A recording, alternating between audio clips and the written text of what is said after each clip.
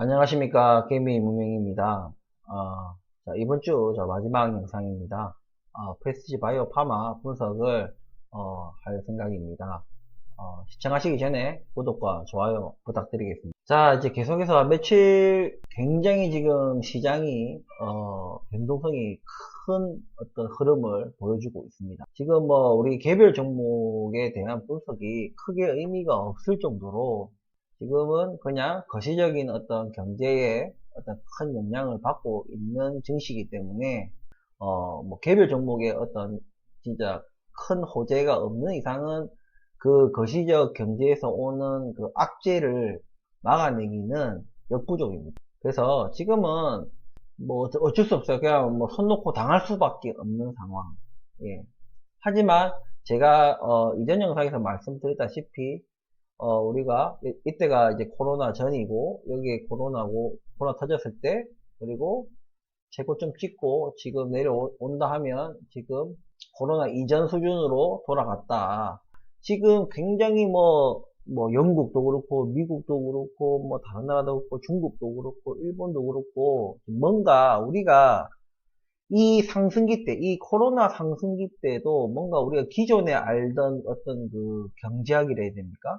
그런 게 깡그리 다 무시되면서 상승을 이어갔던 것처럼 지금도 뭔가 뭐 전문가들이 어떠한 그런 이제 경제학 논리를 가져다가 분석을 해서 전망이 이렇다 저렇다 바닥이 여기다 저기다 다 말을 하지만 다 틀리죠. 예, 다 틀립니다. 맞출 수가 없어요. 왜냐?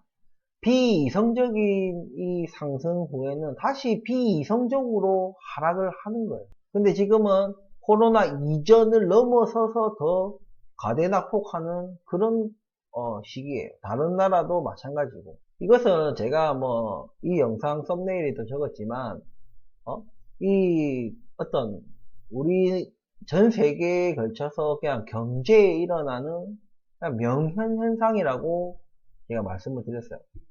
뭐 명현 현상이라고 들어보셨죠? 예? 이게 어떤 게 뭔가 우리 몸에서 뭔가 이제 더 나아지는 그 과정 속에서 그 상처 부위가 더 붓는다든지 뭐가 이렇게 몸이 뭔가 좀 안 좋다든지, 예, 일시적으로 그걸 이제 하고 나면, 그걸 앓고 나면은 이제 어떤 근본적인 치료가 이렇게 딱 된다. 예. 그러니까 그 몸이 안 좋은 상태에서 좋은 상태로 넘어가는데 그런 중간에 그런 일어나는 어떤 일시적인 현상, 그런 걸 면역 현상이라고 얘기를 하는데 마치 제가 볼 때는 경제가 그래요. 우리가 이게 비이성적으로 이렇게 왜냐면 이때 뭐 다 모든 게 셧다운되고 그냥 도시가 멈추고, 예, 뭐 비행기가 안 뜨고 배가 안 가고, 예? 사람들이 집 밖을 안 나오고, 그런데도 주가는 막 날라갔어. 사람들 막 죽어나가고 막 다 격리되고 뭐 뭐 스포츠 관람도 안 되고 뭐 영화 관람도 안 되고 뭐 아무것도 뭔가 안 되는데도 증시가 막 올라갔어요. 지금도 말이에요. 지금은 다 경제 활동해요. 경제 활동도 이제 다 정상화되고 있고 뭐 이렇게 하는데도 주가는 확 다 폭락을 해.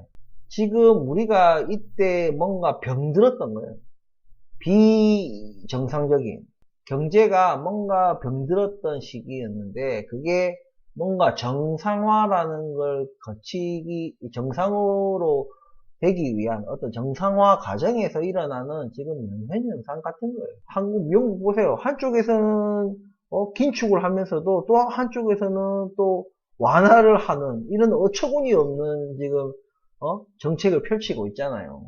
긴축이면 뭔가 일관성 있게 모든 유관기관들이 긴축으로 가야 되는데, 여기는 긴축이고 여기는 완화고, 그게 어떠한 특정한 그런 목표를 가지고 어떤 전략하에 하는 것이 아니라 그냥 주먹국시 당장 눈앞에 닥친 걸 막 해결하기 위해서 하다 보면 뭐 협의도 없고 논의도 없고 그냥 당장 급하니까, 당장 이거 안 하면 당장 우리나라 망할 것 같으니까 당장 취하는 정. 근데 그게 현재 모든 세계 경제가 긴축 기조로 가고 있는 그 반대의 어떤 정책을 펼치는 꼴이 돼버렸고, 이렇듯이 지금 뭔가 지금 긴축으로 가는 과정에서 뭐 또 경제가, 시민 경제가 또 실물 경제가 힘들고, 그러니까 또 정치인들은 또 뭔가 자꾸 뭔가 감세를 한다든지, 뭔가 지원을 한다든지, 뭐 대출 완화를 해준다든지, 이런 식으로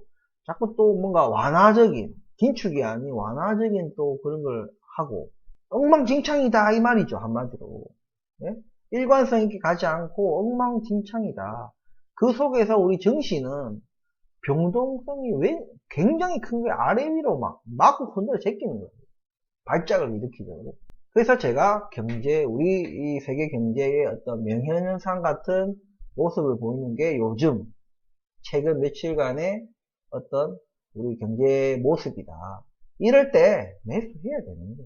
이럴 때 매수하는 겁니다. 뭐 코스피 기준으로 2000 가까이 떨어지고 2000이 깨지고 사세요. 대신에 우리가 코로나 때 겪었던 것처럼 이렇게 V자 반등은 없어요. 그건 제가 분명히 말씀드리지만 그건 없습니다. 왜? 우리 코로나 이전의 상황, 증시 상황을 생각해 보시면 됩니다. 그때가 정상이라고 생각하시면 돼요. 이때가 정상이고 이때가 비정상이었던 거예요. 다시 이 정상화되는 상황. 그러니까 이게 쳐받고 나서도 다시 급반등하고 이런 거. 떨어지고 완만하게, 떨어지고 급격하게 떨어졌다 또 완만하게 떨어졌다가 해가지고 나중에 또 시간에 걸쳐서 올라오고 또 어느 일정 또 박스 기간도 가질 거고 박스권 이런 기간도 적지 않게 길 거예요.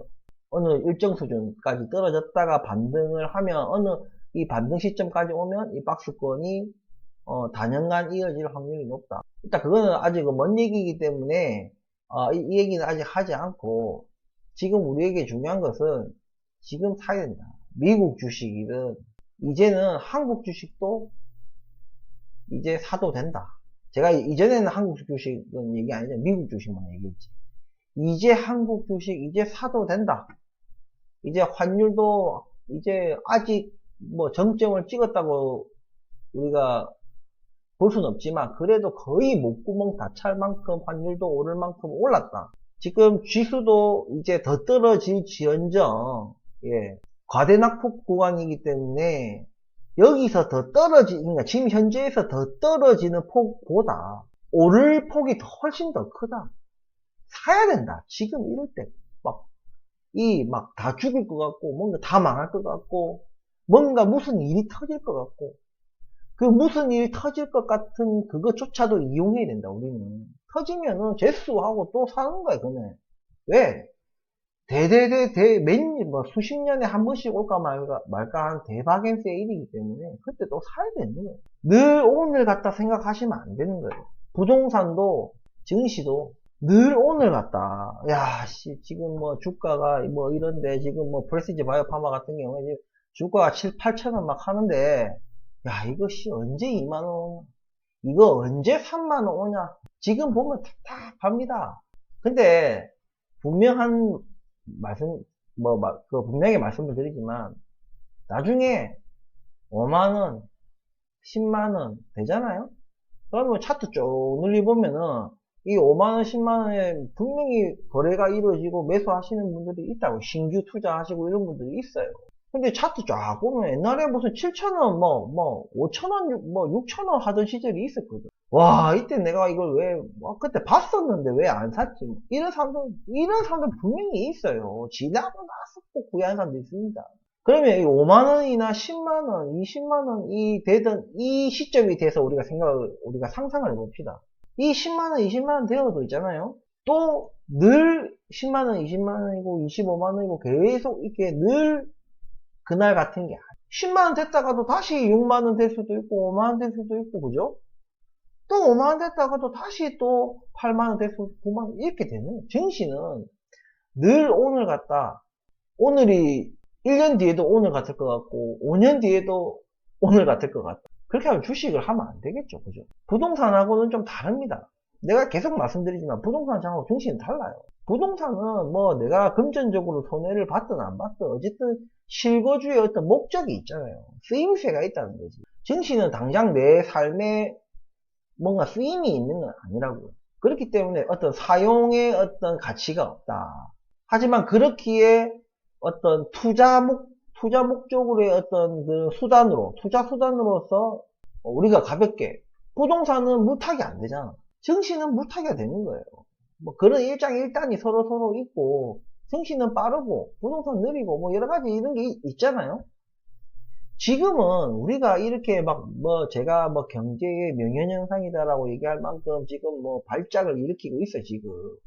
사야 되는 거예요, 이때. 또 떨어지면 더 떨어질 걸 생각을 하세요.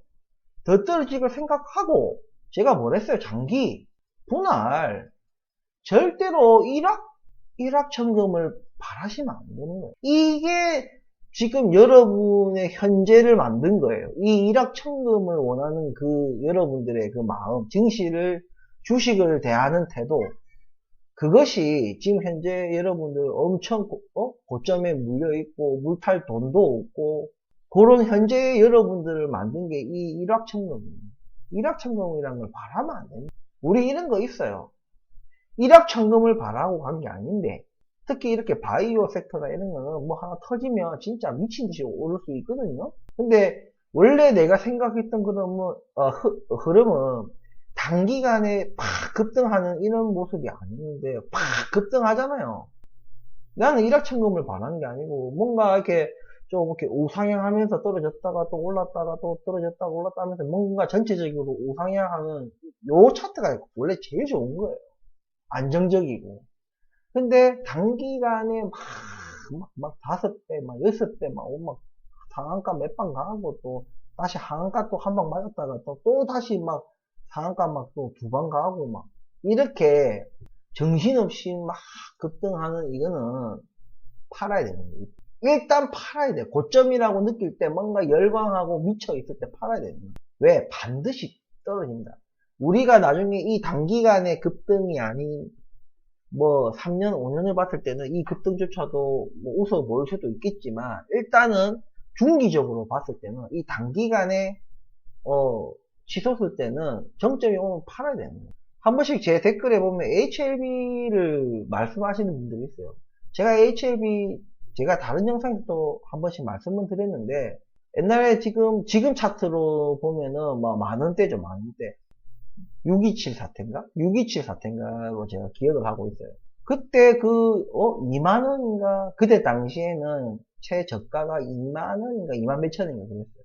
제가 막 폭락을 했을 때 7만 몇천 원인가? 거기서부터 팍 폭락해가지고 3만원 안팎에서부터 쫙 분할 매수 들어가서 쭉 이게 거의 20만원 가까이 올랐었어요. 제가 18만원인가 19만원에 팔려고 내놨는데 이게 체결이 안 됐어. 그리고 이 꼭지를 찍고 그 다음날 다시 내려올 거 아닙니까? 이쪽 왼쪽 어깨가 아니라 오른쪽 어깨에 그때 겨우 팔고 나왔습니다. 뭔가 미쳐 있을 때 파는 거예요. 18만원이든 19만원이든 20만원이든 중요하지 않아요. 내가 18만원에 팔았는데 20만원까지 올랐다. 중요하지 않습니다. 미쳐 있을 때는 그냥 파는 거예요. 보기 좋게 쫙 다 떨어졌잖아요. 그냥. 급등 뒤에는 반드시 급락이라는 것이 있다. 근데 이렇게 뭔가 단단하게 이렇게 다지면서 우상향하잖아요. 진짜 웬만한 악재가 아니고서는 절대 급락이 없어요. 다시 일확천금 그 부분부터 다시 얘기를 들어간다면 여러분들의 지금 현재 굉장히 곤란한 상황에 처해 계신 분들이 많을 거예요. 지금 특히 프레스티지 바이오 파마 관련해 가지고 그게 바로 일확천금 기회의 어떤 그런 물타기 많이 떨어졌다. 야 물타기 이빨 해서 반등주면 바로 본전이라도 털고 나오자. 이런 식으로 한탕주의. 꼭 무슨 돈을 벌어야 한탕주의가 아니에요. 빠져나오는 것도 그런 거예요. 이런 것들은 진짜 엄청난 테크니션들이 하는 거예요. 지금 여러분들 할 일은 일희일비 할 것이 아니라 이렇게 경제 명현현상이 일어나면서 발작을 일으키고 공포에 휩싸이고 불안감에 휩싸이고 코로나 이전의 어떤 코스피를 보다도 더 아래로 가대낙폭을 할 때 이때 매수하는 겁니다. 이때 매수하고 짱박아 두는 거예요. 그냥 다시 증시가 안정을 찾고 오를 때 그때가 더 힘들어. 그때 사면 되는 거 아니냐라고 말씀들 하실 수 있어요. 제가 오를 때 파는 거예요. 내릴 때 사는 거고, 충분히 오를 때, 올랐고, 계속 오를 것 같고, 더 날아갈 것 같을 때 파는 거예요. 여기는 우리가 할 거는 시간 투자, 인내만 필요하다. 그리고 절대 상장 이후에 빚 한번 못 보고 문 닫는 기업은 하나도 없다. 절대 증시에서는 절대 그런 게 없어요. 속된 말로 하다못해 작전이라도 한번 쳐먹고 상패하든지 절대로 왜냐면 상장이 쉬운 게 아니에요. 절대로 우리가 그냥 이래 볼 때는 뭐 코스닥 상장이 그렇게 막 쉽고, 근데 여기 하물며 여기는 코스피 상장이잖아. 코스피 상장은 더 까다롭습니다. 뭐 특례니 뭐니 해도 있잖아요. 그게 뭐 한 기업을 상장시킨다는 게 보통 일이 아니에요. IPO 한다는 게 보통 일이 아니에요. 그렇게 어렵게 해놓고 아무것도 빚 한 번 못 보고 그냥 이대로 그냥 7,000원, 6,000원, 3,000원 그냥 상패, 정리매매 100원, 200원 뭐 이렇게 끝난다고요? 여러분들, 제가 우리나라에 존재했던 모든 종목들을 제가 다 본 건 아니지만 정말 그런 종목은 없어요. 한마디로 딱 상장하고 쭉 한 번도 안 오르고 쭉 해서 상패 이렇게 되는 기업이 없다는 말이에요. 모든 종목들은 과거든 미래든 간에 찬란했던 주가들이 있다고요. 근데 우리는 그 날이 오지 않았어요. 아, 우리 뭐 상장하자마자 오는 거요? 그거는 상장할 때는 뭐 그 둘 중에 하나예요. 뭐 아니면 토예요. 그거는 모든 종목이 그렇게 찬란했던 그 주가가 가지고 있는 모든 종목들이 다 상장 초에는요, 쳐박든지, 쳐오르든지, 다 그래요, 그거는. 어느 종목이나 다 그래요. 이거하고는 상관이 없어요. 프레시지 바이오 파마가 상장했을 때 그 고점 쳤던 5만원, 그게 찬란했던 주가 아니냐.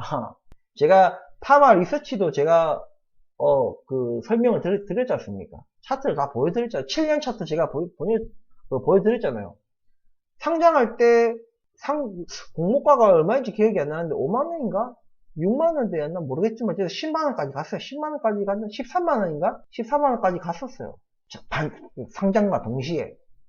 그러고 쭉 떨어졌잖아요. 얼마까지? 3만원까지 떨어졌다고 말씀드렸잖아요. 그리고 다시 얼마까지? 10만원까지 다시 올라갔어요.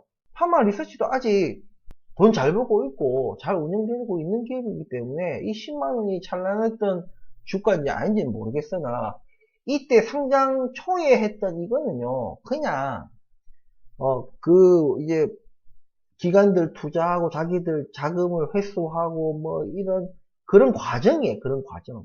그 과정 속에서 막 급락이 일어나고 막 급등이 일어나고 이렇게 하는 거예요. 그거는 다 그래요. 모든 종목들이 다 그래요. 아무튼 우리 프레시지 바이오 파마는 아직 제대로 그런 게 없었다. 분명하게 정말 깜짝 놀랄 만큼의 그게 실체가 없이 그냥 작전을 해가지고 작전 세력과 결탁해서 뭐 주가를 쳐올리든 진짜 실체가 있어서 그렇게 하든 그렇게 빚 한번 못 보고 망하는 그런 건 없어요. 그래서 제가 여러분한테 희망 고문하는 게 아니에요. 언젠가는 빚 볼 날이 있을 것이다. 이거는 그런 의미에서 말씀드리는 게 아니라, 예? 그렇게 뭔가 회사를 제대로 뭔가 운영을 못 해보고 망하는 게 없다는 거예요. 지금 바이오 섹터들 망한 기업들 한번 보세요. 그때 누가 말씀드린 메지온도 한번 보시고, 예? 헬릭스미스 제가 말씀드린 헬릭스미스도 보고 신라젠도 한번 보고 다 한번 봐보세요. 어떤가. 그 주가 차트를 보시면은 제가 무슨 얘기를 하는지 결국에는 메지온도 헬릭스미스도 박셀바이오 이런 것도 어쨌든 여전히 완료된 뭔가 FDA에 승인됐거나 그런 어떤 약이 없어요. 매출을 일으킨 약이 없어요. 현재까지도 없습니다. 근데 차트를 한번 봐보시라고. 찬란했던 주가가 없었는지를 한번 보세요. 그러니까 꼭 실체가 있어서 날아가는 것도 있지만 실체 없이도 날아갈 수도 있다니까요. 주식은 제가 그런 게 아니라고. 무조건 돈을 잘 번다고 그 주가가 좋은 게 아니라고. 미국은 그래요. 미국은 작전 같은 게 안 돼요. 작전 같은 게 안 되는 게 미국 시스템입니다. 그렇기 때문에 제가 이제까지 한국 주식 말고 미국 주식을 사라고 말씀을 드렸던 거고, 한국은 그런 게 되는 나라예요. 주가 조작이 가능한 나라예요.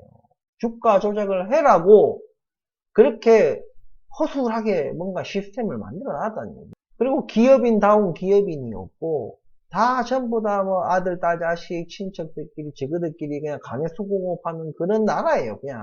CEO를 안 치고 이런 나라가 아니에요. 이들이 증시에 올릴 때는요, 그냥 개미들 돈 빨아먹으려고 하는 거예요, 그냥.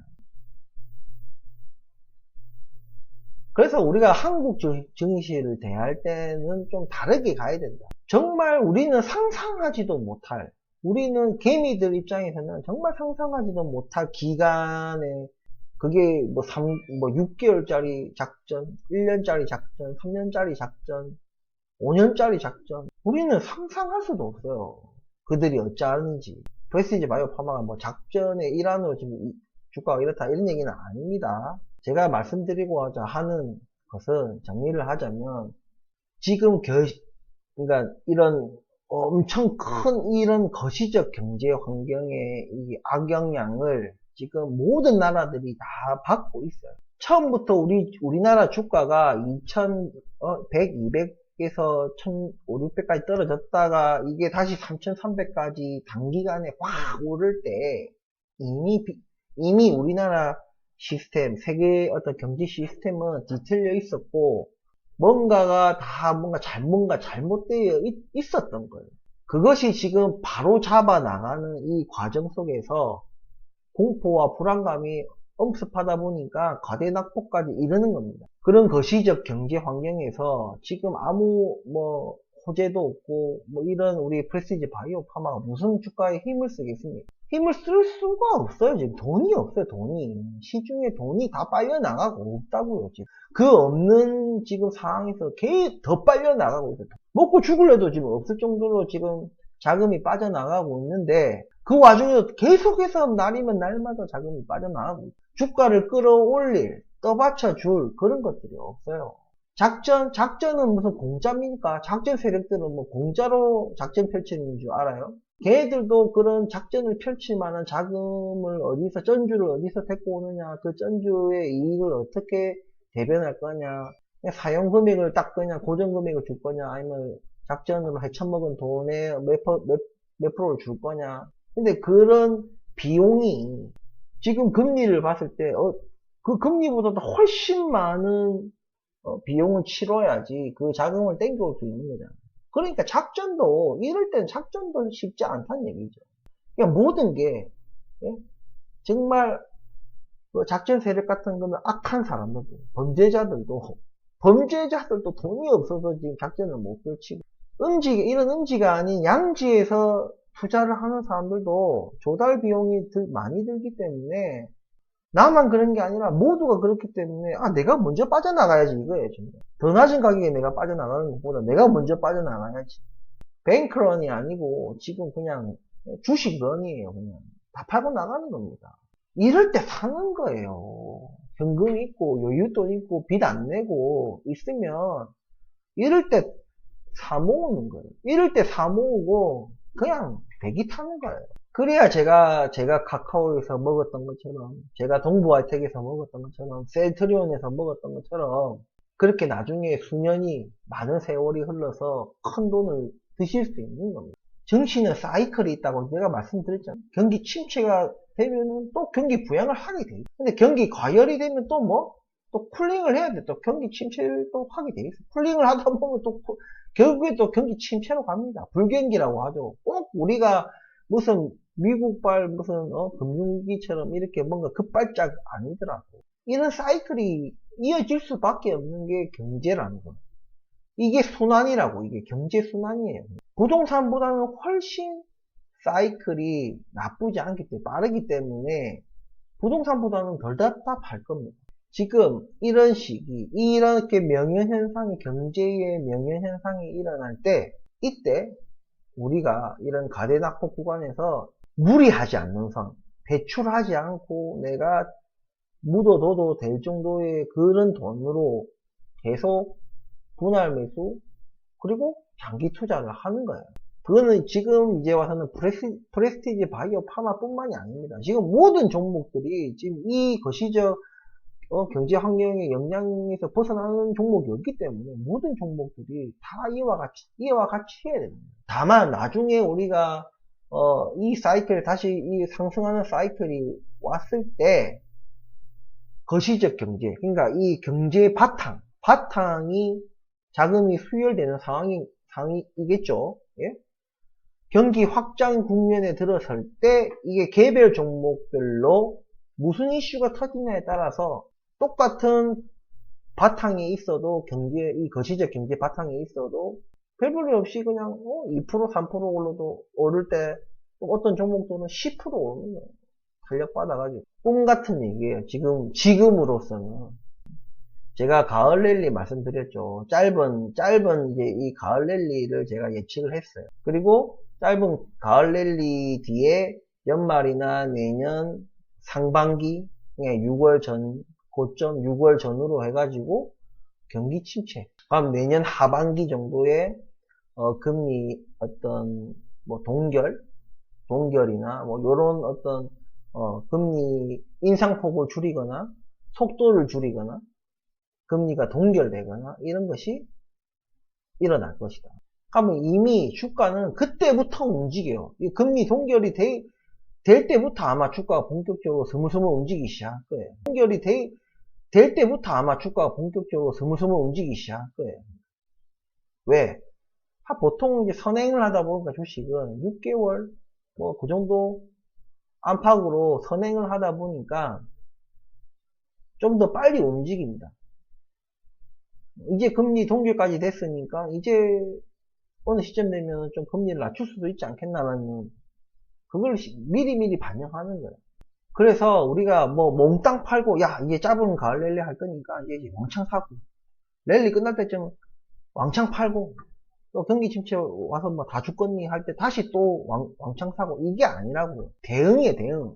기난목으로 랠리 오면 만약에 가을 랠리가 올지 안 올지 모르겠죠. 저는 랠리가 짧게 올 것 같다라고 제가 말씀드렸잖아요. 11월까지. 그때 뭔가 또 11월쯤 돼서 제가 다시 말씀드리겠죠. 이제는 좀 비중을 좀 다시 축소할 때다. 하면 또 축소를 하고 비중을 축소하는 것과 그냥 다 파는 것도 다른 얘기예요. 지금 이럴 때 우리가 계속해서 그런 만약에 증시가 진짜 뭐 한국이 무너지고 전쟁이 진짜 미국과 러시아 같은 전쟁 뭐 핵폭탄 터뜨리고 막 그때는 뭐 주식이고 무슨 뭐 돈다발이고 이게 무슨 가치가 있겠습니까? 전쟁 터졌는데 당장 빵 한 쪼가리 쌀 한 움큼 예? 이런 음식이나 이런 게 더 귀하지 종이 쪼가리 돈이 무슨 화폐가 무슨 가치가 있어요. 화폐 가치는 정부에서 보증하는 거잖아요. 정부가 지금 전쟁 치느라 지금 바쁜데 경제 돌볼 겨를이 어디 있습니까? 아무튼 지금 굉장히 이 공포에 떨고 있고 불안감이 크고 이럴 때 사세요. 몰빵 말고요. 아시겠죠? 분할, 장기 투자. 정말 좋은 기회다. 예, 좋은 기회다. 예, 짱 박아두고 진짜 적기야 뭐 예금이다 생각하시고 짱 박아두고 뭐 몇 년, 2년, 3년 진짜 보시라고요. 그렇게 해야 돈을 버는 겁니다. 무슨 단타 치고 뭐 11% 먹었네, 뭐 5% 먹었네. 해봤자 시드머니가 자기가 투자할 때 왜냐면 이 분할 매수해서 이게 뭔가 이게 분산돼서 이걸 투자한 것과 한 번에 빡 들어갈 때는 이 시드머니 규모가 달라져요. 여러분들 만약에 뭐 구독자분들마다 뭐 재산 상태가 다 다르게 이 10억이라는 현금이 사람마다 다를 수 있겠지만 10억은 너무 크나? 뭐 5억이라 칩시다. 자, 5억을 한 방에 몰빵 빡 하겠어요? 무섭잖아요. 5억을 한 방에 뭔가 빡 하기에는 야, 뭐 10만원까지 가던 게 막 쭉쭉쭉 떨어져 지금 뭐 4만 8천원까지 떨어졌다. 5억 빡! 5억을 빡 넣는 사람들은 돈이 더 많은 사람들이에요. 10억이나 15억 있는 사람들이에요. 5억이 전부인데 5억을 빡 한 사람이 없다고요, 한 번에. 그래서 일단은 한 1억만 넣어볼까? 근데 48,000에서 45,000까지 떨어져. 한 5천만 더 태워. 뭐 이런 식이니까 물리는 거지, 한마디로. 근데 처음부터 계획을 가지고 이 5억이라는 돈을 500만원, 1000만원, 뭐 300만원, 또 1500만원, 500만원, 300만원 이런 식으로 이런 시기에 쭉 사서 이게 쌓이고 쌓여서 5억치를 산다. 5억치를 미처 사기도 전에 상승할 수도 있지만 어쨌든 산다. 시드머니가 크잖아. 평단이 굉장히 낮잖아요. 이걸 이길 수가 없다니. 외인이든 기관이든 개미들이 이런 개미들을 돈을 뺏어 먹기가 힘들어요. 단단하거든. 그리고 인내심이 장난 아니거든. 그렇게 우리가 지금 적금이나 예금금리도 적지 않지만 요런 시기는 정말 기회다. 기회니까 꼭 이번 기회를 잘 살리셔서 또 나중에 꼭 내년 아니더라도 내후년 3년 뒤 지금부터 3년 뒤라 하면 답답하지만 3년 지나고 나보면 또 금방이에요.